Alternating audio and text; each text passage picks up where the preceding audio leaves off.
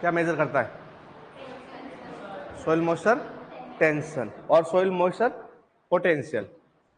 Tension पता चलेगा potential पता चल जाएगा। ओके, कैसी स्ट्रक्चर होती है? ट्यूब लाइक स्ट्रक्चर होती है, हैविंग ए मैनोमीटर और vacuum gauge on the top of tensiometer and consist a water glass और glass tube, but the end of glass tube have porous cup. एक porous cup होता है और जो tube होती है tube filled with water, water से fill होती है। ओके, तो लिखिए। अच्छा, आप एक फोटो बना दीजिए। आई थिंक नहीं बनाएंगे तो आपको इजीली समझ में आएगा। नहीं आएगा क्या? आएगा कि नहीं आएगा बताओ मुझे। अच्छा, इनको आवाज आ रही है क्या? ये कौन बताएगा अपन को? ओ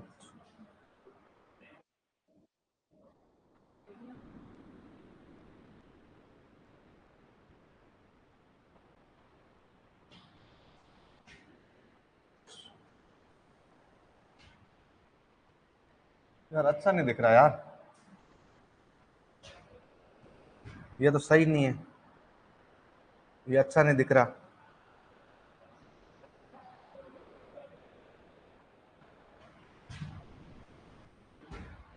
ये भी अच्छा नहीं दिख रहा। ये सही है।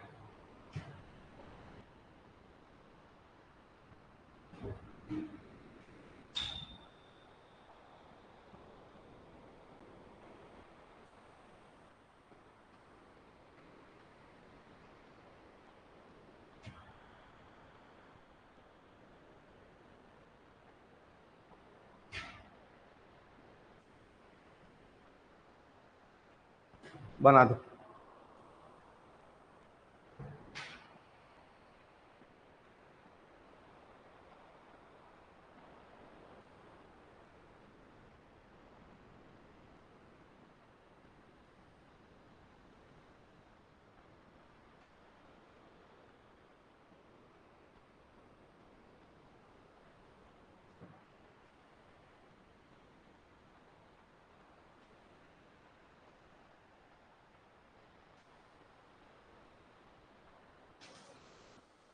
मुझे बनाना पड़ेगा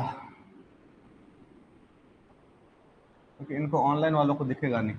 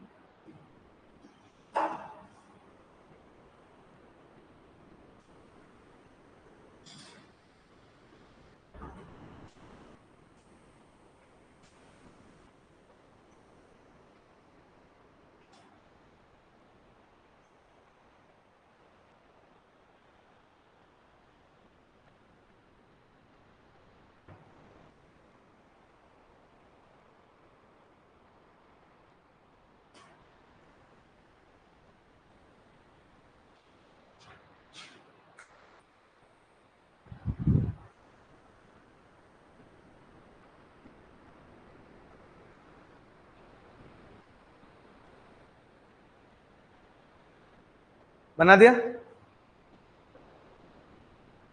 क्या बनाया? फोटो है? चित्र बनाया, चित्र। इतना छोटा समझ में आ जाएगा? पक्का?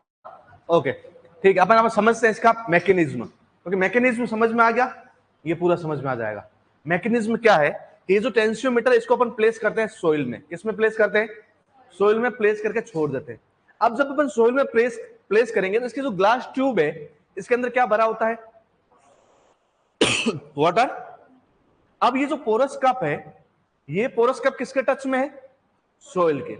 इफ सोइल में वाटर कम है, कम वाटर होगा तो ये जो इसके अंदर वाला पानी है कहां चला जाएगा, नीचे चला जाएगा। जब नीचे जाएगा तो ये जो वैक्यूम है, ये खाली जगह है, इसके अंदर क्या होगा, प्रेशर बढ़ेगा। जब ये बाहर चला गया तो वैक्यूम क्या हो गया, बढ़ गया।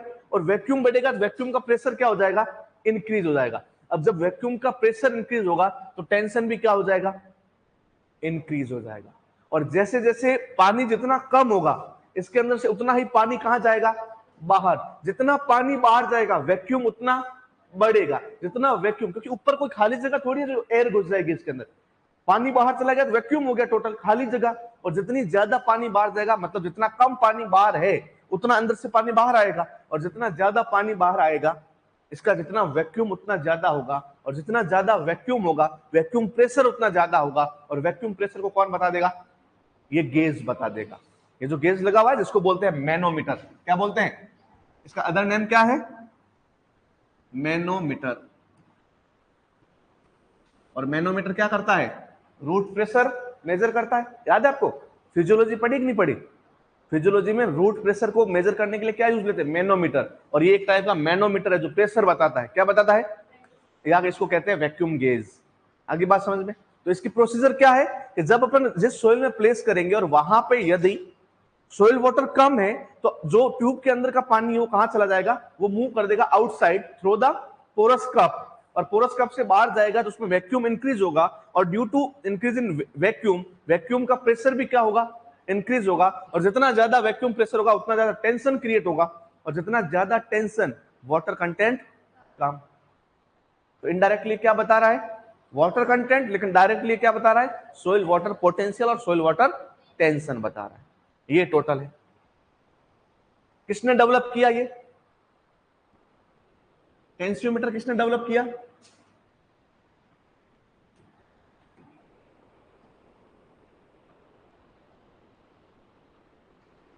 Richards and Gardner. लिखिए, tensiometer developed by, tensiometer developed by Richards and Gardner.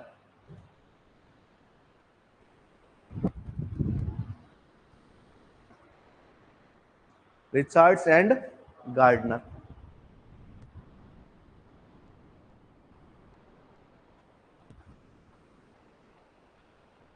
ठीक है।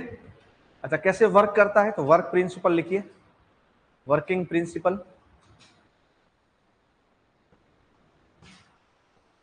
Working principle. आज भी यार मैं तो तुम्हारी कॉपी भूल जाता, नहीं फिर तुम्हें आज और लिखना पड़ता, किसमें, रफ कॉपी में। फिर आज एक और गाली काउंट हो जाती मेरे लाइफ में। कैसा बेवकूफ टीचर है यार, रोज ले गया नोट्स, काम भी नहीं कर रहा कुछ। ये नए वाले बच्चे कहाँ चले गए सर, अरे तेरा भाई कहाँ है वो, आर से 1331 वाला, कहाँ, पता नहीं रहता है उसका कॉन्टेक्ट नंबर नहीं है, आया नहीं क्यों, चिल चिल कर रहा है। ओके, वर्किंग प्रिंसिपल क्या है कि जब हम इसको प्लेस करते हैं सोइल के अंदर, तो सोइल के अंदर प्लेस करेंगे और मान लीजिए वहां का वाटर लेवल कम है, ज्यादा है, जितना इसके अंदर वाटर भर रखा है उतना है तो बाहर पानी नहीं जाएगा। इवन उससे ज्यादा है तो पानी कहां आ सकता है, अंदर भी आ सकता है। लेकिन अंदर आने के लिए इस वैक्यूम वाले प्रेशर को हटाना पड़ेगा, उतना हटेगा नहीं। मान लीजिए कम हो गया, तो कम हो गया तो अंदर से पोरस कप वाला जो वाटर है वो कहां चला जाएगा, बाहर जाएगा। और बाहर जाएगा तो वैक्यूम क्या होगा, इंक्रीज होगा। Due to increase in vacuum, vacuum का पोटेंशियल, वैक्यूम का प्रेशर भी इंक्रीज होगा। और जितना प्रेशर इंक्रीज होगा उतना ही टेंशन होगा, और उतना वाटर क्या होगा, कम होगा। तो लिखिए, when tensiometer placed in a soil, when tensiometer placed in its soil,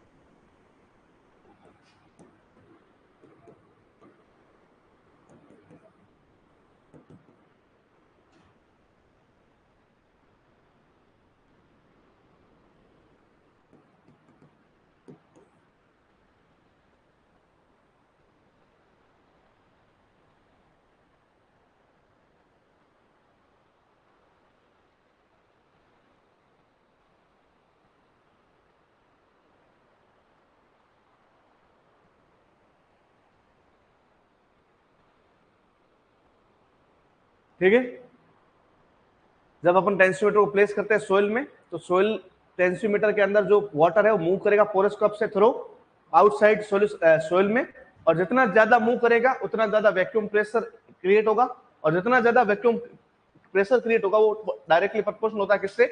soil water potential से। तो ये क्या मेजर करता है? तो लिखिए, आगे लाइन लिखिए, ये लिख लिया ना आप सभी ने? ओके, तो लिखिए टेंसियोमीटर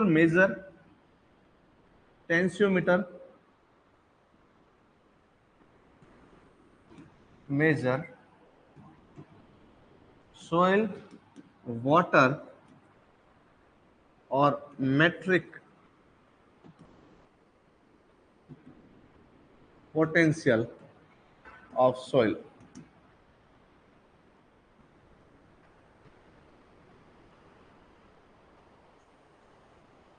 सोइल वाटर पोटेंशियल और मेट्रिक पोटेंशियल ऑफ सोइल। अच्छा, what is the matric potential? Matric potential क्या होता है?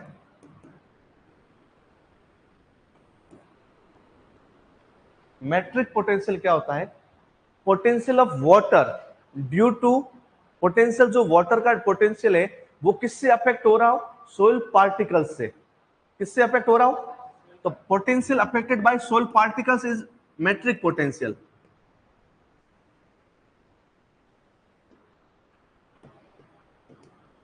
तो और किन किन से अफेक्ट हो सकता है पोटेंशियल वाटर का? सोइल में सोइल पार्टिकल्स के अलावा सोइल वाटर पोटेंशियल किससे अफेक्ट हो सकता है?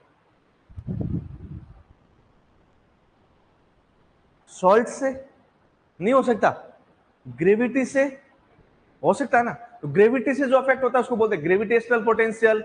सॉल्ट से होता है उसको बोलते हैं ऑस्मोटिक पोटेंशियल, और जो सोइल पार्टिकल से होता है उसको क्या बोलते हैं? मैट्रिक। और ये सिर्फ क्या बताता है? Matric potential. कौन सा पोटेंशियल? और ये मोस्ट इंपॉर्टेंट क्वेश्चन है AO के लिए। Matric potential of soil water is related to total soil, soil particles, soil plus salt dissolve in soil. तो क्या आएगा आंसर इसका? Only soil particles. जितना भी अपन ने पोटेंशियल पढ़ा है ना, सारा कौन सा पोटेंशियल है? जितना भी पीछे अपन ने पोटेंशियल टेंशन पढ़ा है कौन सा है? एडिशन कोएफिशिएंट ही पढ़ा है ना अपन ने सिर्फ, और एडिशन कोएफिशिएंट कौन लगाता है? सोइल का पार्टिकल। तो ये सारा पोटेंशियल कौन सा है? ऑस्मोटिक पोटेंशियल अपन ने, ग्रेविटेशनल पोटेंशियल अपन ने नहीं पढ़ा ना।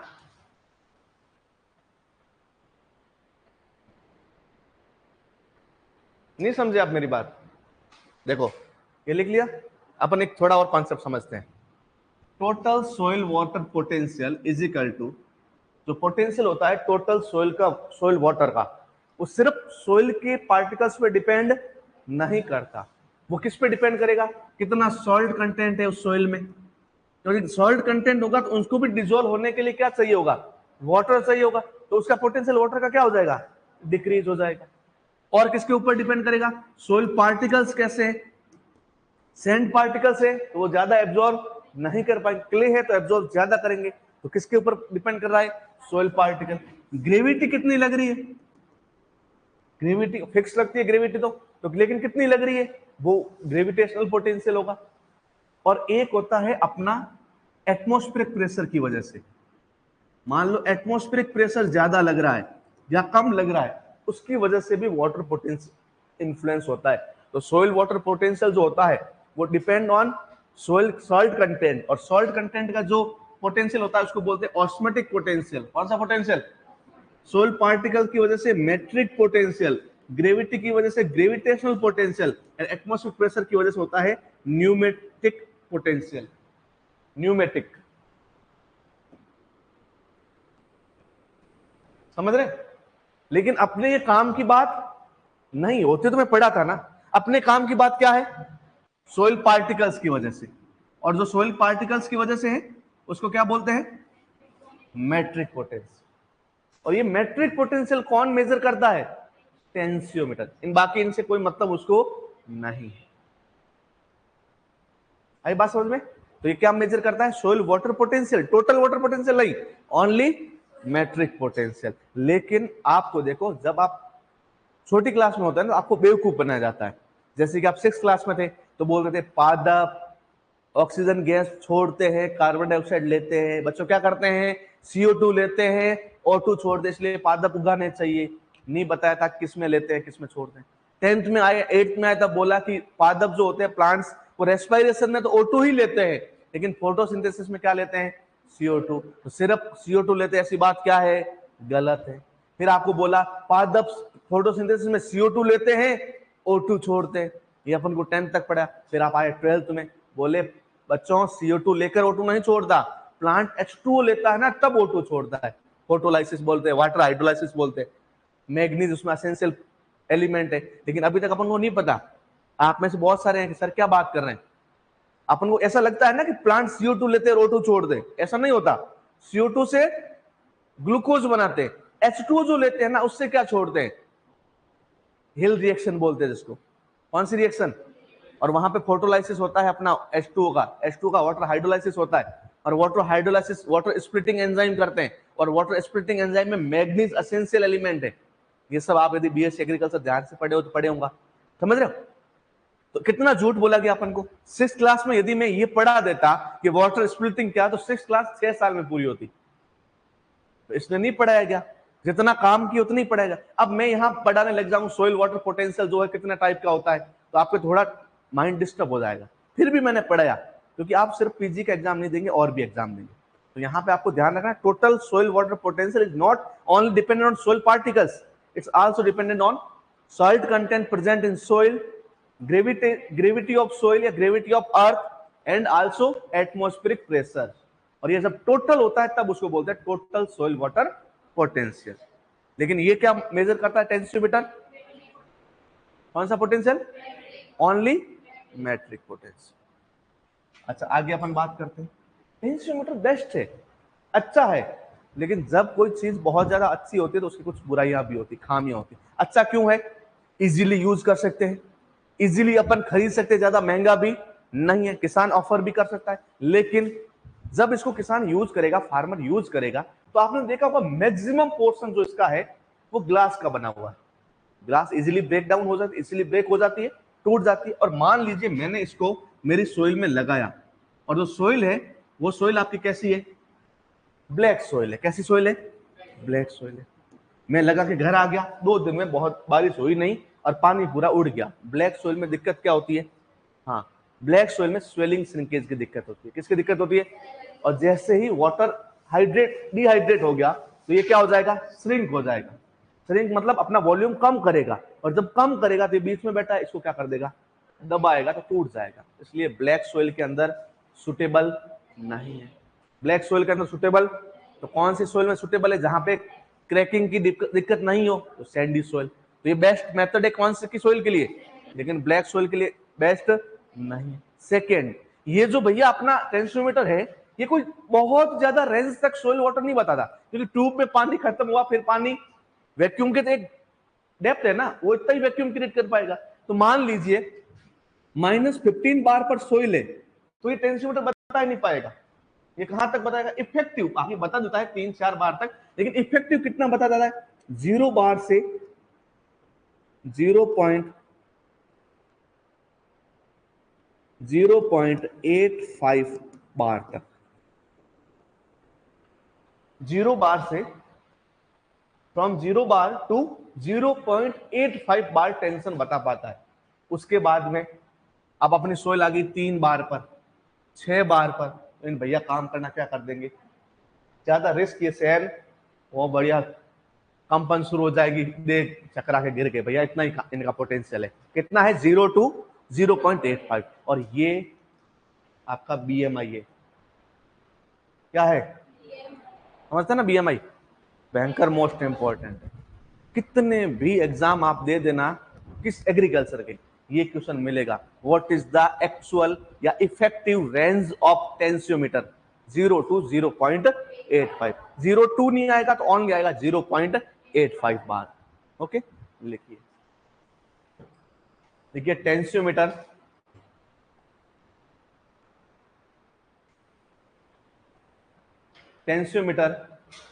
is not suitable, tensiometer is not suitable in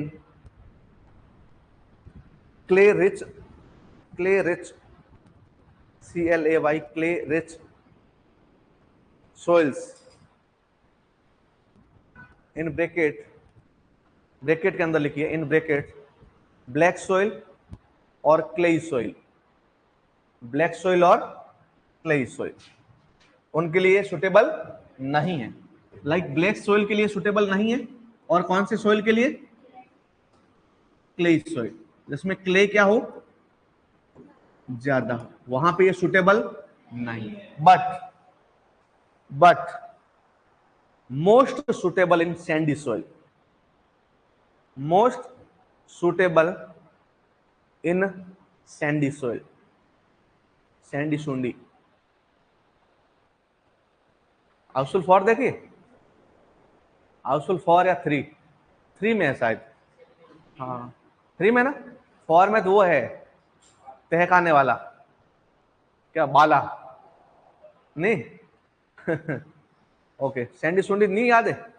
Sandy अच्छा होता है, सुंडी, सैंडी सुंडी होते तो एकदम खतरनाक हो जाता नहीं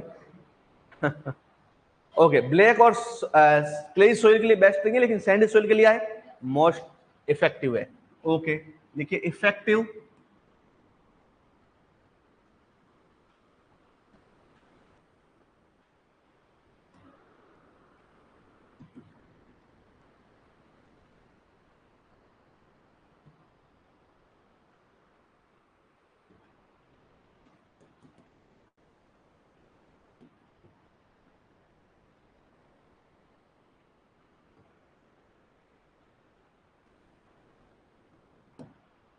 zero to minus 0.85 bar, minus क्यों लगाया?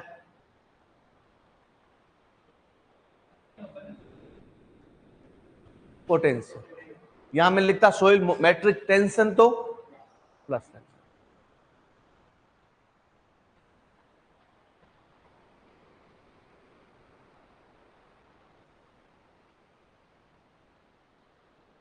लिख दिया। तो effective soil matric potential range कितनी है टेंसियोमीटर की? ये 0.85 बार के बाद में काम करना बंद, मतलब सही नहीं आएगा उसका आंसर, वो थोड़े गलत आएंगे, एरर ज्यादा आएंगे। तो मोस्ट इफेक्टिव रेंज क्या है? 0 टू माइनस 0.85 बार, किसकी? टेंसियोमीटर। समझ में आ गया? ओके,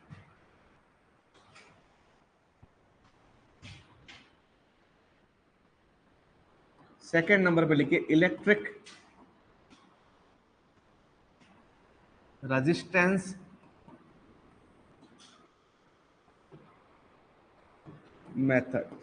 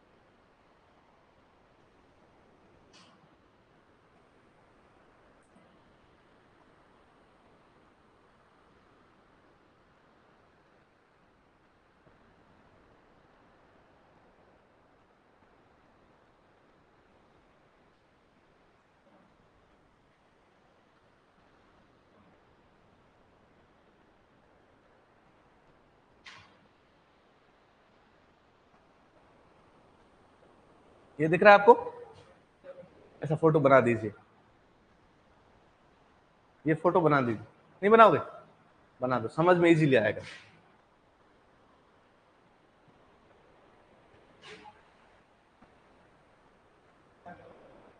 हैं? नहीं बनाओगे? अरे यार, ये तो आया ही नहीं।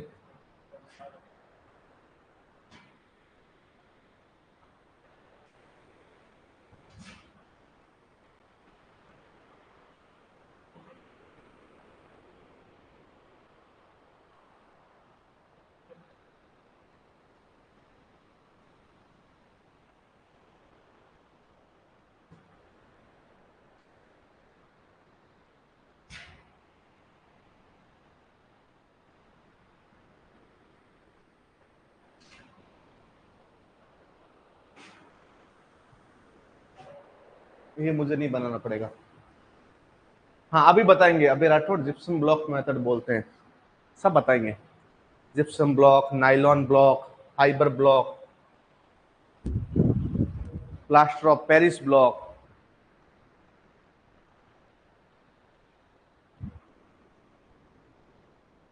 पानी में जहर? इसमें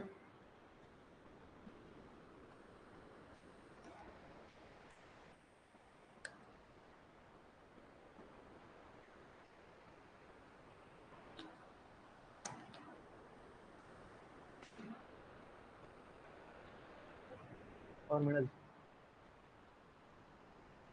क्या बना रहे?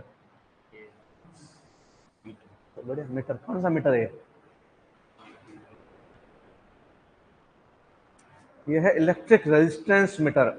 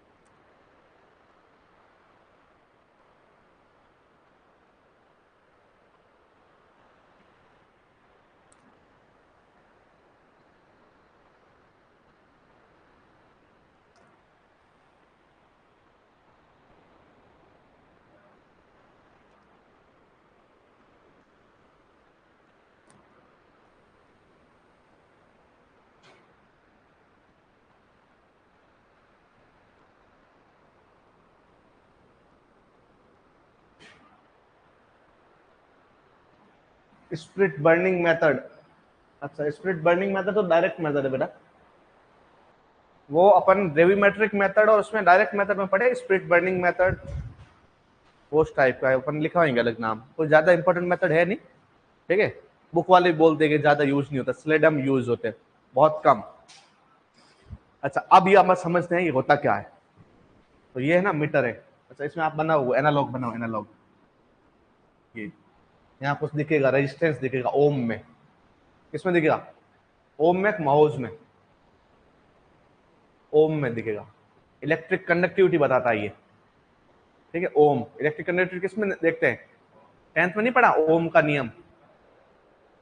है नहीं पढ़ा? भूल गए? अरे कोविड में नहीं हुई तुम्हारी 10th? नहीं हुई होगी, कहां से हुई होगी?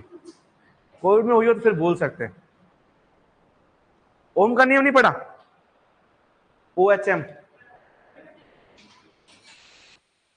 OHM का उल्टा होता है MHO। ओम होता है कंडक्टिविटी और MHO महो होता है रेजिस्टेंस। नहीं पढ़ा क्या तुमने? इलेक्ट्रिक रेजिस्टेंस, महोज पर सेंटीमीटर इलेक्ट्रिक रेजिस्टेंस का यूनिट है। और ओम किसका? इलेक्ट्रिक कंडक्टिविटी का। सब पढ़ेंगे अभी अपन, देखते हैं 10th भी वापस पढ़ाएंगे तुम्हारी। अब देखो ये फोटो आपने देख लिया, इसमें है क्या? एक मीटर है। एक क्या है? कंडक्टिविटी मीटर है, रेजिस्टेंस मीटर है। इसके साथ क्या जुड़े हुए? वायर जुड़ा हुआ है। इस वायर से कितने इलेक्ट्रोड जुड़े हुए?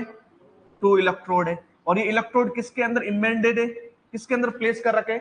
एक ब्लॉक के अंदर, जो ब्लॉक में भी जिप्सम का हो सकता है। किसका हो सकता है? जिप्सम का। जिप्सम का ही हो जरूरी नहीं, लेकिन जिप्सम का हो सकता है। ये देखो, ये अपना मीटर है, इस मीटर से वायर जा रखा है, 2 वायर है, पॉजिटिव एंड नेगेटिव, और ये प्लस माइनस 2 वायर है। और ये 2 वायर जो है ये आगे इलेक्ट्रोड से जुड़े हुए। किससे जुड़े हुए? ये इलेक्ट्रोड है। और ये इलेक्ट्रोड किसके अंदर दसा रखे अपन ने? ब्लॉक्स के अंदर। और ब्लॉक्स किसके बने हुए हैं? ब्लॉक्स मतलब पत्थर टाइप कुछ स्ट्रक्चर है। और ये ब्लॉक कौन किसके हैं? जिप्सम के। यहां तक कोई दिक्कत?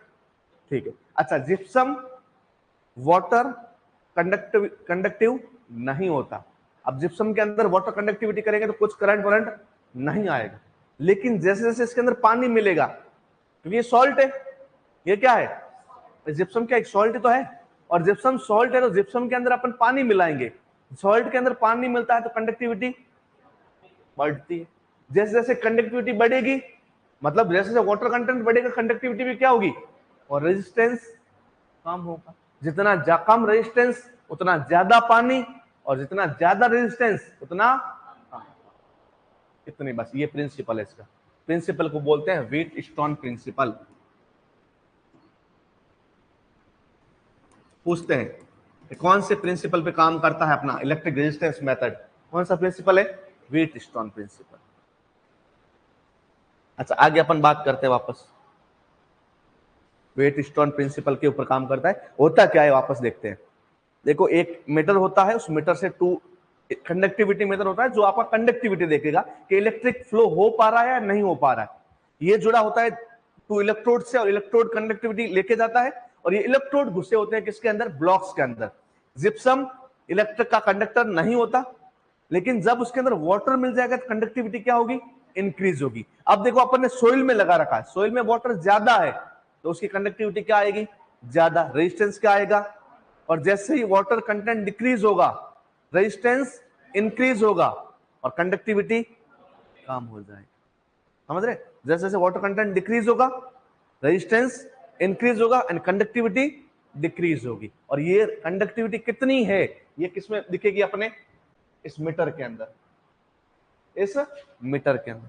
और जितनी ज्यादा कंडक्टिविटी, वाटर कंटेंट भी उतना, जितना कम रेजिस्टेंस, वाटर कंटेंट उतना ज्यादा। ये है। अच्छा, अपन जिप्सम की जगह और क्या यूज ले सकते हैं? पीओपी यूज ले सकते हैं, plaster of Paris. Upon nylon fibre या नाइलॉन ग्लास यूज ले सकते हैं, नाइलॉन फाइबर के। तो अपन ब्लॉक जरूरी नहीं है जिप्सम के लिए, जिप्सम के लेते हैं उसको बोलते हैं जिप्सम ब्लॉक मेथड। पीओपी के लेते हैं तो POP block method, nylon fibre के लेते हैं तो नाइलॉन फाइबर मेथड। तो तीनों हो सकते हैं, लेकिन एक्चुअली ये मेथड क्या है? Electric resistance method.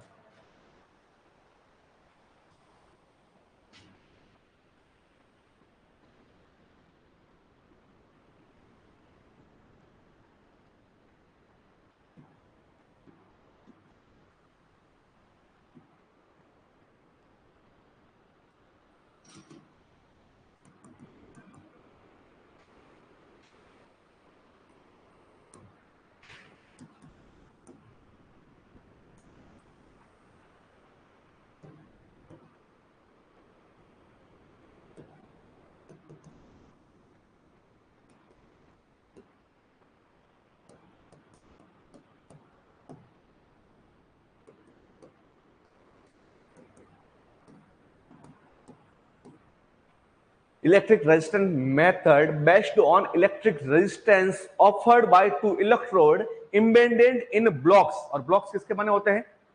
Gypsum, POP और nylon fibre.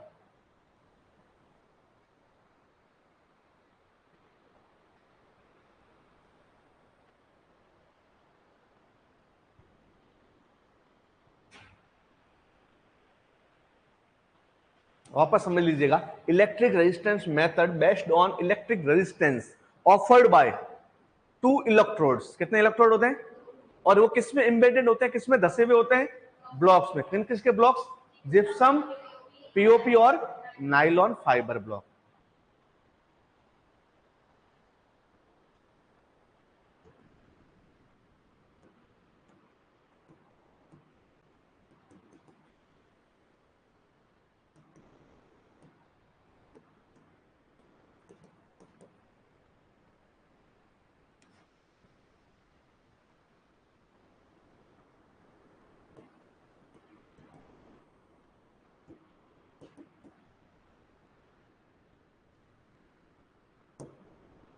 is water content increase in soil, resistance of flow electricity will decrease. जैसे जैसे इंक्रीज होगा वाटर कंटेंट, रेजिस्टेंस क्या होगा, डिक्रीज होगा. समझ में आना जरूरी है. बाकी अपन को इंग्लिश लैंग्वेज लिख के कोई वहां सब्जेक्टिव एग्जाम नहीं देना है. समझ रहे ना, सब्जेक्ट एग्जाम थोड़ी होगा तुम्हारा पीजी का, ऑब्जेक्टिव होगा. तो ये कॉन्सेप्ट समझ में आना चाहिए, कब इंक्रीज होगा कब डिक्रीज होगा. नहीं आया तो एक बार मैं वापस समझा देता हूं. समझाऊं आगे समझ में आपको. राजा आगे. अच्छा मुझे बताओ, सैलाइन सोइल की ईसी ज्यादा होगी, इलेक्ट्रिक कंडक्टिविटी कम होगी? ज्यादा होगी. तो सॉल्ट ज्यादा होंगे तो वाटर सॉल्ट मिलेंगे तो इलेक्ट्रिक कंडक्टिविटी क्या होगी, बढ़ेगी. तो जैसे ही सॉल्ट के अंदर वाटर ऐड होगा, तो सोइल में वाटर होता है, ऐड होते इलेक्ट्रिक कंडक्टिविटी क्या होगी. लेकिन जैसे जैसे पानी घटेगा इलेक्ट्रिक कंडक्टिविटी क्या हो जाएगी, कम हो जाएगी, और रेजिस्टेंस क्या हो जाएगा, बढ़ जाएगा. लिख दिया.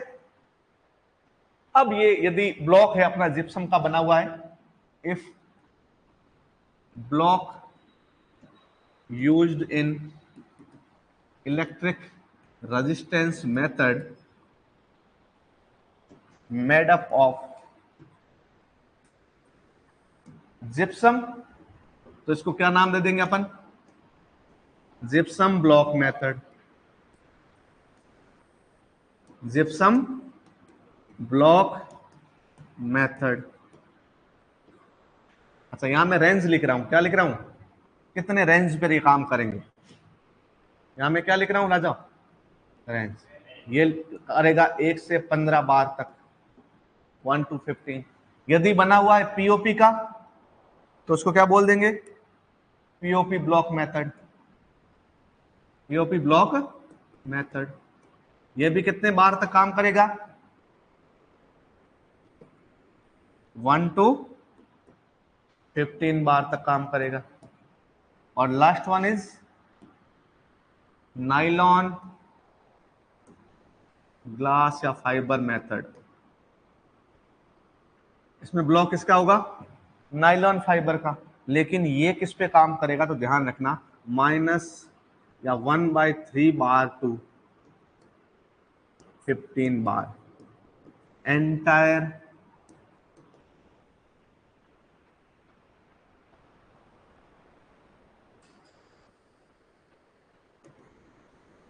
Available water range. इतना ही तो अवेलेबल होता है. अवेलेबल कहां से कहां तक होता है water, 1/3 bar to 15 bar, mean field capacity to permanent building point. और फाइबर जो नाइलॉन फाइबर वाला होता है ये आपका टोटल अवेलेबल वाटर बता देगा, लेकिन ये नहीं बता पाएंगे. ये कहां से बताएंगे, 1 बार से 15 बार, 1 बार से 15 बार.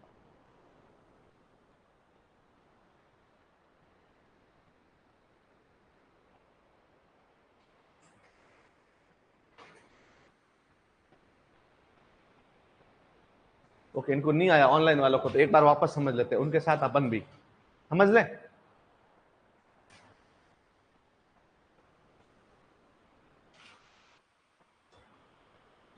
समझे, लिख दिया था ना आपने,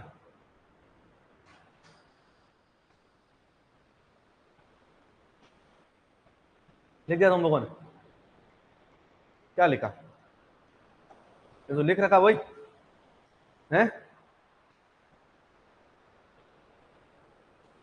यही समझ लेते भैया.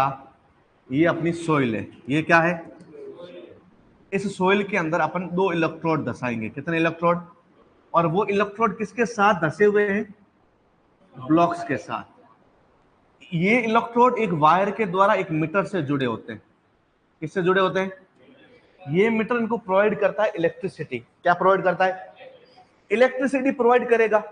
और मान लीजिए इलेक्ट्रिसिटी जा रही है, कंडक्ट हो रही है इसके अंदर, सोइल के अंदर. कब कंडक्ट होगी, जब इसके अंदर वाटर होगा. जितना ज्यादा वाटर होगा कंडक्टिविटी भी क्या होगी, उतनी ज्यादा होगी.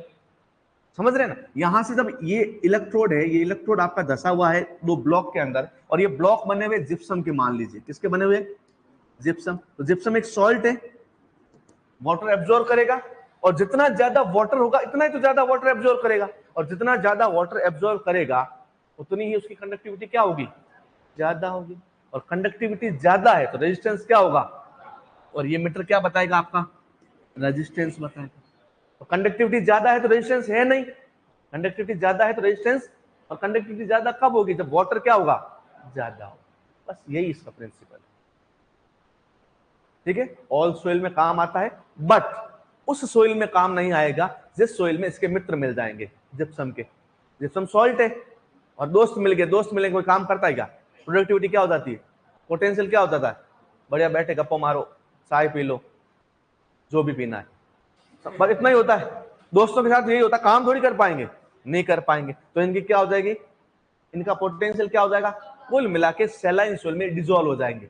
आज अपन छोड़ के आए, 13-15 दिन के बाद में तो पूरा जिप्सम फैल गया, वहां जिप्सम ब्लॉक मिले, ब्लॉक नहीं मिलेगा तो सारे क्या क्या आ जाएंगे, इलेक्ट्रोड खाली पड़े, और खाली पड़े हुए इलेक्ट्रोड का पता नहीं चलेगा कंडक्टिविटी के। इसलिए सैलाइन सोइल के एक्सेप्ट बाद या उसके छोड़कर सारी सोइल में ये बेस्ट है, लेकिन सैलाइन सोइल में यूज नहीं करना, क्योंकि सैलाइन सोइल में क्या हो जाएगा। और दूसरी बात, जब सोइल सैलाइन है तो उसकी कंडक्टिविटी वैसे ही इंक्रीज हो जाएगी, तो वहां पे एरर आ सकता है, वहां पे क्या आ सकता है, इसलिए सैलाइन सोइल में ये मेथड यूजफुल नहीं है। ओके, प्रिंसिपल तो आपने लिख ही लिया है, ये सब लिख लिया है, बस एक लाइन इसमें और ऐड कर दो। अच्छा, ये मेथड किसने दिया, देखो मेथड ये किसने दिया ये नहीं, पीओपी इसके लिए फर्स्ट बार यूज किया था, ये आपके लिए इंपॉर्टेंट है। पीओपी ब्लॉक किसने यूज किया था फर्स्ट बार, वो किया था बॉयस्कस, बॉयकस एंड मिक,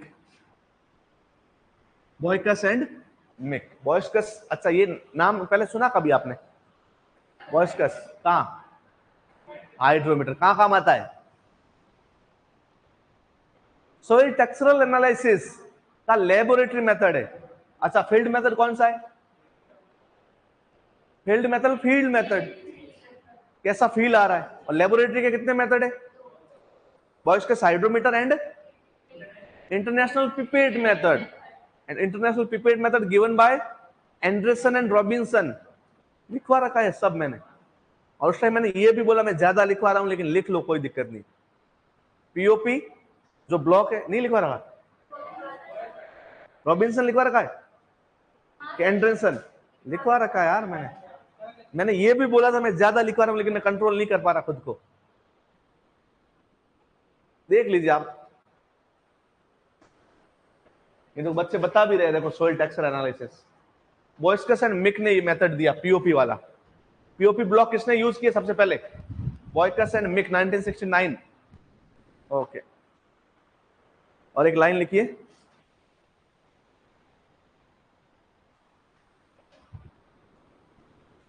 नहीं लिखवा रखा, हाँ लिखिए, this method is not useful, this method is not useful in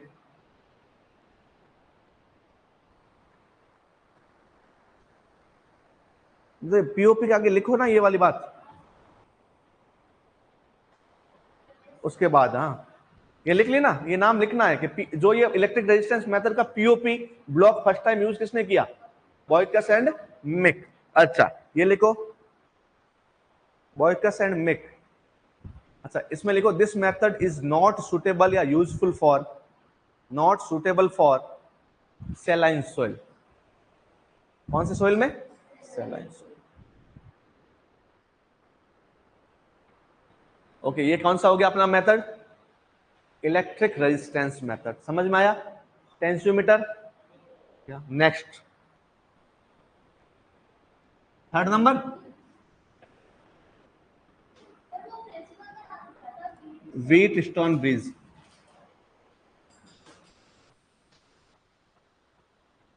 wheat stone bridge,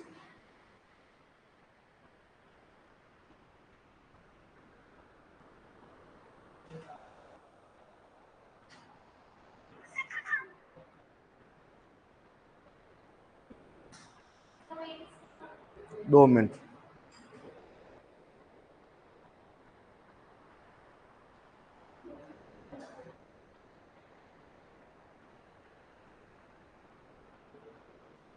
principal लिख लेना, वो जो इलेक्ट्रिक रेजिस्टेंस मेथड कौन से प्रिंसिपल पे काम करता है, व्हीट स्टोन ब्रिज प्रिंसिपल।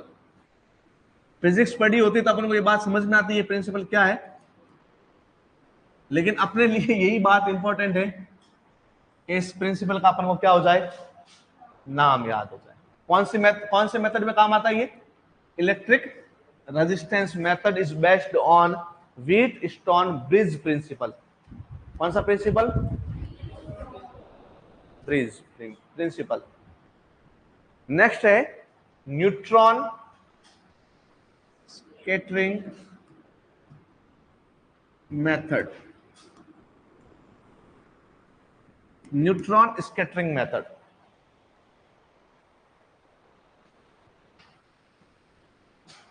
या इसको बोलते हैं न्यूट्रॉन मॉइस्चर मीटर। क्या बोलते हैं, neutron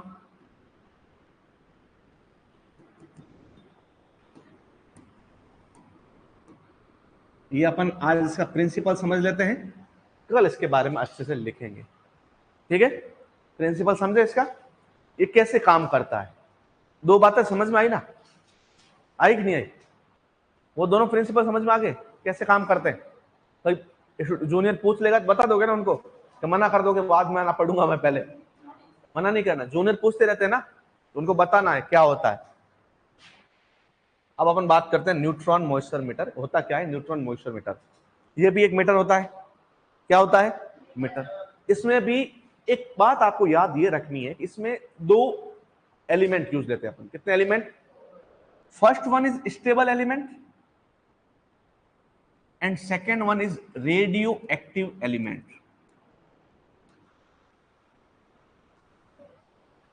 stable and radio active. Stable बहुत सारे लेते हैं, लेकिन मैं बता देता हूं। मान लीजिए बेरिलियम यूज ले रहे हैं अपन, क्या ले रहे हैं, तो एक अपन रेडियो एक्टिव लेते हैं अमरेशियम। क्या लेते हैं, अमरेशियम। जब radio active and stable electron या एलिमेंट्स आपस में रिएक्ट करते हैं तो वो न्यूट्रॉन स्कैटर करते हैं, न्यूट्रॉन छोड़ते हैं। क्या छोड़ते हैं, न्यूट्रॉन। जब ये आपस में रिएक्ट करेंगे, जब ये आपस में इंटरेक्ट करेंगे तो क्या रिलीज करेंगे, न्यूट्रॉन रिलीज करेंगे। और ये न्यूट्रॉन जो होते हैं कैसे होते हैं, फास्ट न्यूट्रॉन होते हैं। कैसे न्यूट्रॉन होते हैं, मतलब छूटते ही एकदम रॉकेट की तरह भागेंगे, रुकेंगे। अच्छा, अपन क्या करेंगे, एक डिटेक्टर लगाएंगे, एक अपन पहले तो सोर्स लगाएंगे। क्या लगाएंगे, सोर्स। और उस सोर्स के अंदर क्या होंगे, टू एलिमेंट्स होंगे। First one is stable and second one is like beryllium and americium. Beryllium एक एलिमेंट है और अमरेशियम भी एलिमेंट है, आपने देखा होगा पीरियोडिक टेबल में। ये जब आपस में रिएक्ट करते हैं तो क्या छोड़ते हैं, और कैसे न्यूट्रॉन, फास्ट, एकदम फास्ट जाते हैं, रुकते उकते नहीं।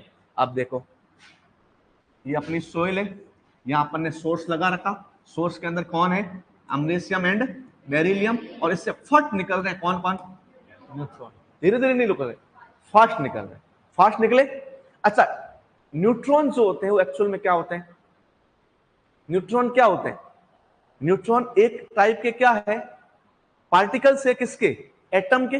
एटम के 3 पार्टिकल्स होते हैं, एटम के 3 पार्ट होते हैं, इलेक्ट्रॉन, प्रोटॉन, न्यूट्रॉन। सबसे हेवियर होता है, उससे कम, सबसे हल्का।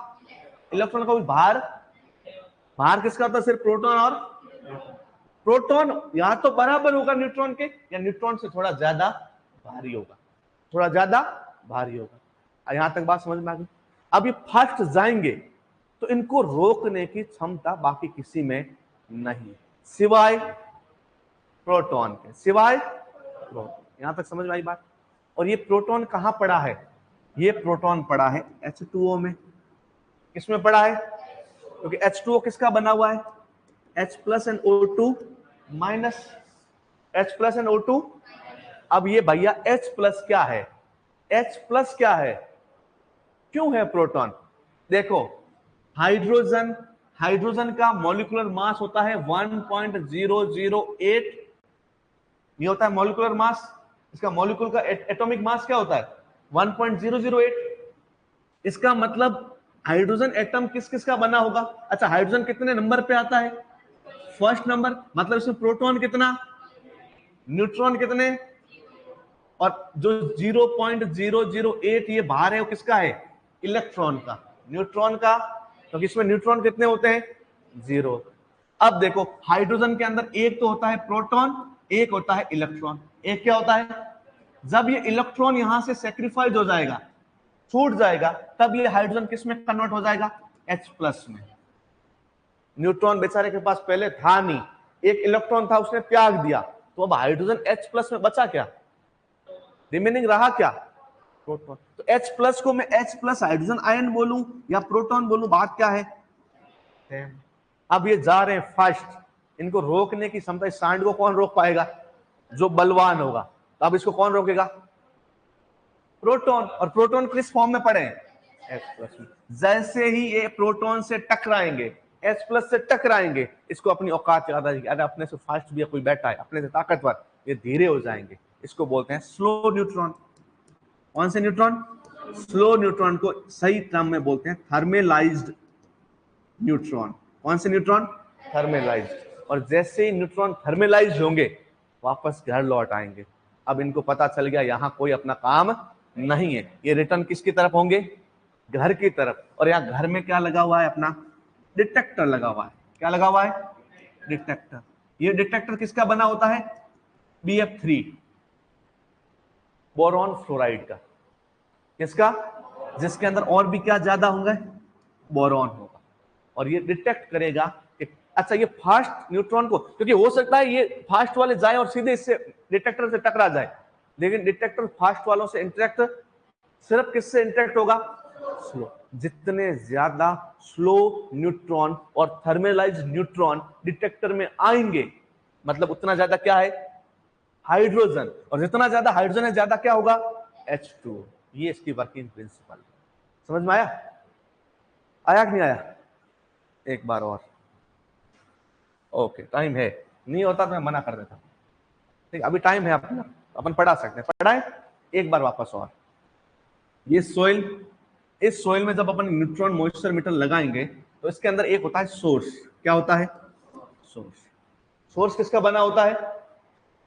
ये बच्चा सही बता रहा है। सोर्स किसका बना होता है? Americium and beryllium. Beryllium is stable element and ये है रेडियो एक्टिव। अरे रेडियो एक्टिव एलिमेंट ही वही एलिमेंट होते हैं जो कुछ ना कुछ छोड़ते रहते हैं, बोलते हैं रेडियो एक्टिव है, मतलब वो छोड़ते रहते हैं। 3 टाइप की रेडियो एक्टिविटी होती है, अल्फा, बीटा, गामा।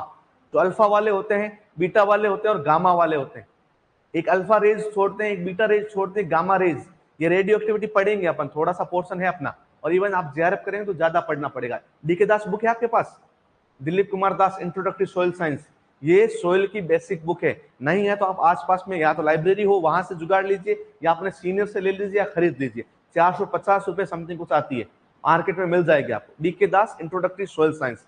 इसके अंदर आप 26 नंबर का चैप्टर देखेंगे तो वो है रेडियो एक्टिव एलिमेंट्स या रेडियो एक्टिव फिनोमिना। जब रेडियो एक्टिव पढ़ेंगे उसमें ये सब दे रखा है। केमिस्ट्री जब हाई लेवल पे जाती है तो रेडियो एक्टिविटी आती है।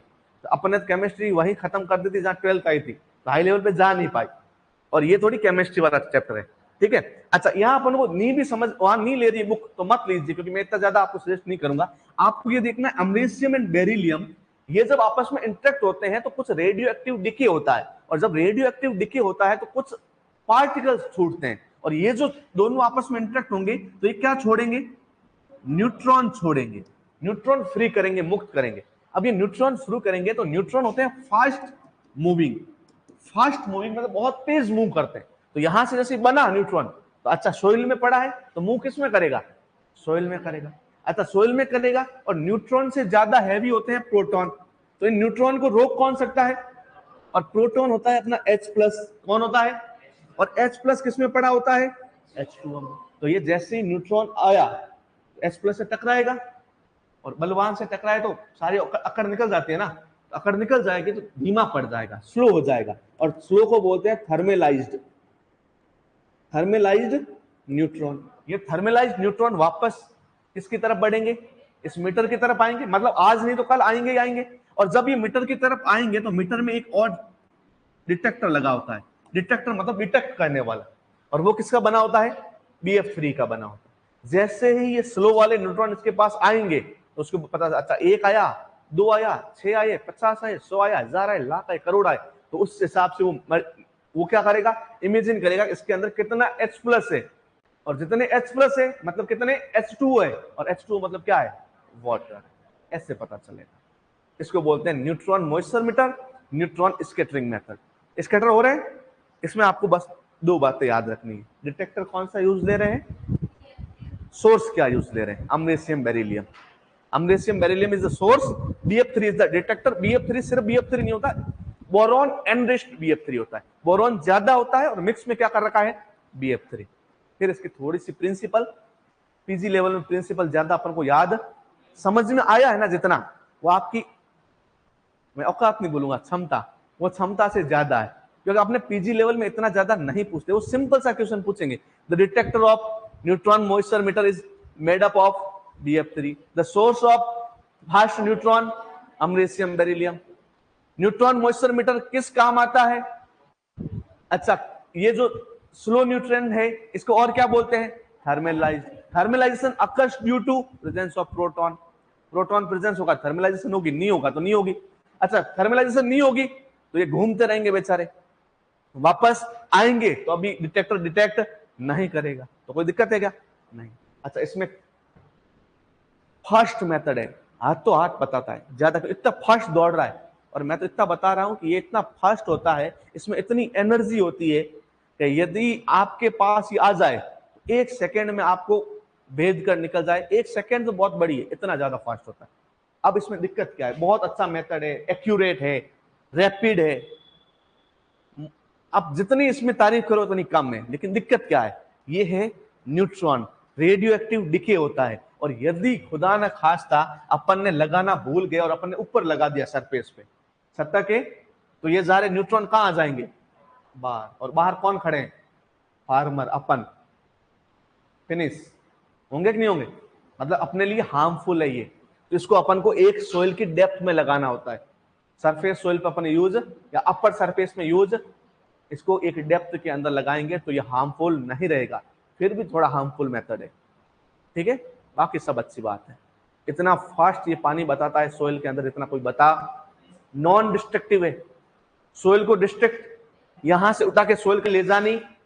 अच्छा लेबोरेटरी मेथड है, फील्ड मेथड है, फील्ड मेथड। डिस्ट्रक्टिव है, नॉन डिस्ट्रक्टिव है।